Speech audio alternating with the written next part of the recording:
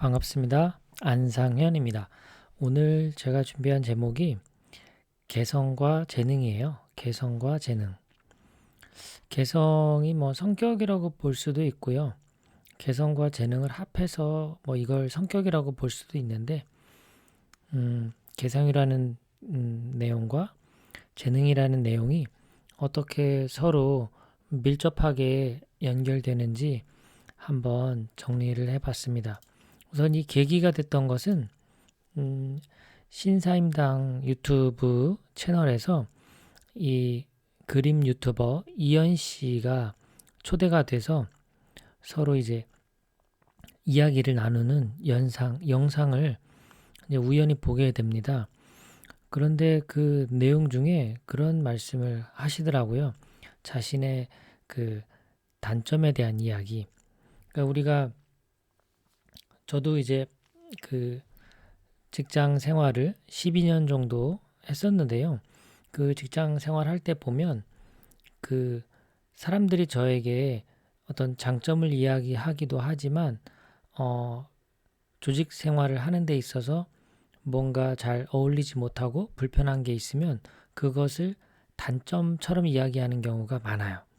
그때 제가 같이 일했던 곳에서도 보면 아침마다 음악 틀어놓고 막 일하고 그리고 정말 정신없이 소란스러운 그런 성격을 가진 사람이 있는데 이런 사람들은 윗사람이 보기에는 이 올바르지 않다라고 지적을 받아요. 그래서 좀 나대지 마라. 그 아침에 음악 좀 크게 틀지 마라. 그리고 걸어 다닐 때 그렇게 촐랑촐랑 대지 마라 등등. 이 사회 안에서는 그 사람들이 가지고 있는 어떤 일반적인 그 기준을 넘어서게 되면 대개 그게 단점이라고 지적을 받죠. 목소리가 너무 커도 단점이고요. 목소리가 너무 작아도 단점이에요. 왜냐? 그 기본 조건 안에 들어가지 못하니까요. 옷을 너무 못 입어도 단점이고요. 옷을 또 너무 잘 입어도 단점이에요. 그런데 이 이현 씨가 그런 이야기를 합니다. 이 단점이 자기 개성이다. 그러니까 사회 조직 안에서는 나의 이런 뾰족한 부분이라고 표현을 해요. 뭔가 자기만의 그 특징이 남들보다 도드라지게 드러나는 거죠. 그게 패션으로든 목소리로든 글로든 어떤 행동, 능력, 기타 여러 가지 방식으로 내가 가지고 있는 그 뾰족한 부분이 탁 돌출되면 이제 사람들은 거기에 부딪히면서 이 부분을 지적하는 거죠. 단점이라고. 그런데 그 뾰족한 부분은 어찌 보면 다른 건 다 그 둥글둥글한데 어느 한 부분이 뾰족하다면 그 뾰족한 그 부분이 바로 나에게는 중요한 특징이 되는 거죠. 말하자면 개성. 그러면 이것을 그 어떤 조직에서는 그걸 단점이라고 보는 사람이 많을 수 있고 또 조직을 바꾸게 되면 그 다른 조직 문화권 안에 들어가면 그것이 장점으로 활용될 수도 있어요. 그렇다면 굳이 내가 그런 뾰족한 부분들을 단점이라고 생각할 필요가 있을까라고 한번 시사점을 던지는 거죠. 오히려 이현 씨는 자기 자신의 그런 뾰족한 부분, 소위 개성이라고 하는 부분을 더 갈고 닦아서 더 뾰족하게 만들고 그것을 오히려 사람들에게 먼저 보여주고 드러내기를 권하는 내용이 나오는데요. 매우 마음에 와닿았어요. 저도 이제 나다움 인문학교라고 해서 만들어서 하고 있지만 굉장히 공감되는 부분이에요. 그런데 이런 부분들을 나의 그 뾰족한 부분을 장점이라고 생각하고 드러내는 작업은 생각보다 쉽지 않아요. 특히나 사회생활, 어떤 조직생활, 단체생활 할 때에는 이 부분에 대해서 정말 멘탈 관리가 많이 필요한 부분인데 이런 인식이 일단 필요할 것 같아요. 자신의 그런 뾰족한 부분이 갈고 닦으면 장점이 될 수 있고 그것은 나에게 있어서는 매우 중요한 자산이 되는 거예요. 개성이라고 하는 자산. 이 개성은 살리면 살릴수록 시간이 지나면서 더 빛이 나기 때문에 요즘과 같은 시대에 스펙으로만 비교가 되는 이런 시대에서 이제 점점 개성이 중요한 시대가 되고 있거든요. 단순한 스펙은 이제 AI 시대에는 맞지 않잖아요. 다 대체 가능한 게 되니까.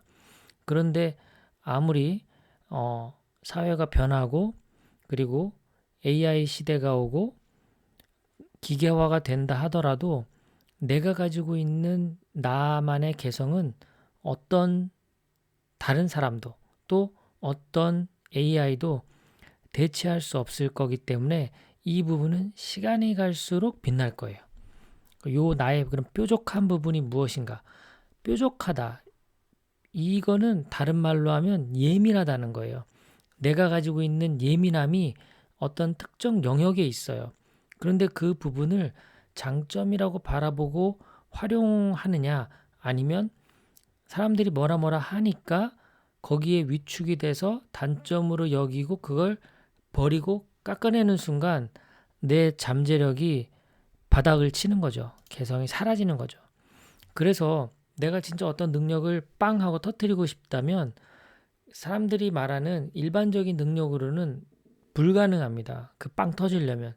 이거는 뭔가 내가 꽂혀야 되고 어떤 부분에 그리고 다른 사람은 안 갖고 있는 나만의 그 뾰족한 부분이 있는데 그걸 활용하지 않는다면 뭔가 자기만의 특출한 능력이 이렇게 터져 나올 수가 없어요. 그러니까 보통 사회에서 요구하는 기본적인 능력들 거기에 자기의 그 뾰족한 부분을 탁 결합시켜 가지고 터뜨려야 돼요.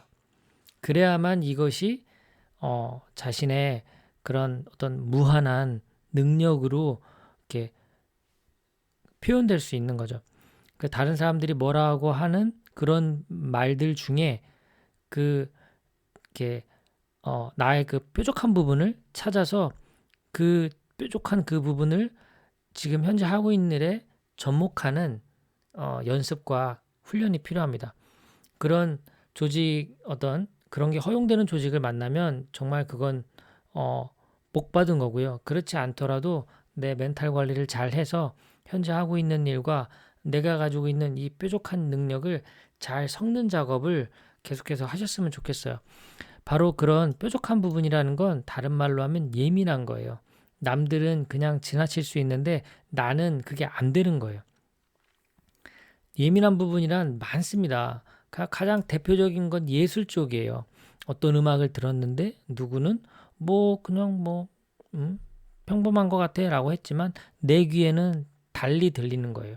어떤 영화를 봤는데 그냥 재밌어, 재미없어 이렇게 보통은 얘기하겠지만 나는 거기서 어떤 특정 부분들이 나한테는 캐치가 되는 거죠. 글도 그렇고 그림도 그렇고 그리고 의식주에서도 요리도 그렇고 어떤 집의 인테리어 또 옷, 코디 등등 나만의 예민한 영역. 어떤 사람은 또 돈 버는 능력이 아주 예민하고요. 어떤 사람은 땅이나 숲을 보면 아주 예민해요. 그리고 어떤 사람은 인간관계에 있어서 아주 예민해요. 그리고 어떤 사람은 지적이나 평가 이런 거에 아주 예민해요. 그리고 또 어떤 사람은 굉장히 긍정성에 예민하고 또 반대의 어떤 사람은 되게 부정성에 예민해요.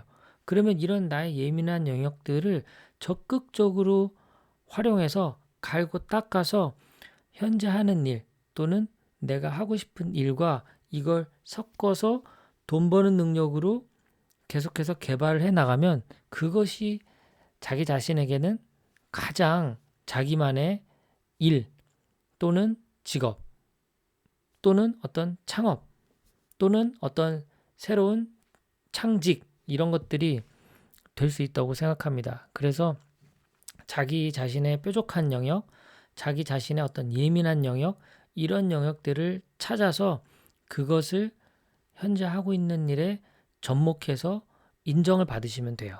그러면 정말 자기다운 삶을 살아가는 데 있어서 아주 중요한 핵심인 일, 직업 이런 것들이 정리가 될 거라고 생각합니다. 그래서 나는 그럼 나의 예민한 능력이 무엇인지 난 잘 모르겠다. 그러면 주변 가까운 사람들한테 물어보세요. 나의 어떤 뭐 예민한 영역이라고 물어봐도 되고요. 내가 좀 이상한 게 뭐가 있어? 내가 잘하는 게 뭐가 있어? 나한테 좀 특이한 점은 뭐가 있어? 이렇게 남다른 점은 뭐가 있어? 내 장점은 뭐라고 생각해? 이렇게 물어보셔도 되고요. 그리고 아직 나의 예민함이 무엇인지 정확하게 모르겠다라는 분은 조금 다양한 경험들을 해보셨으면 좋겠어요.